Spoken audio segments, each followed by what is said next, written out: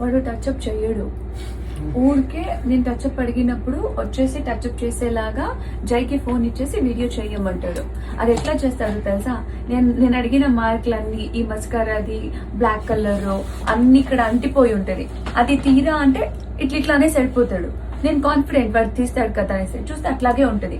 ఏదో ఒకసారి నాకే ఇవ్వు నేను తీసుకుంటా అంటే ఆ లోపల వాడు ఏమంటాడు, వాడే వచ్చి చేస్తాడేమో, సో వీడియో రికార్డ్ చేసుకోవచ్చు అనుకుంటాడు. కానీ ఎక్స్పెక్ట్ చేయడం నేనే చేసుకుంటాను అనేసి ఇట్లా పరుగుపోద్ది వాడిది.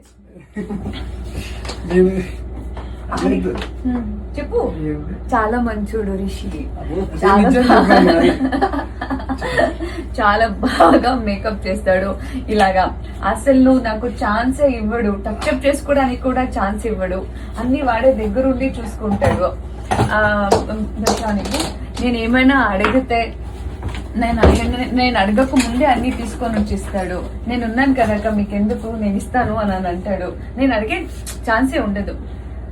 కొంచెం లిప్స్టిక్ ఇవ్వు, నేనేం అడగను వాడిని, అడగక ముందు వాడు ఇచ్చేస్తాడు.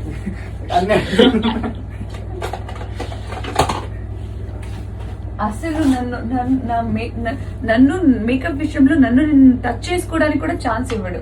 లిప్స్టిక్ తెచ్చావా?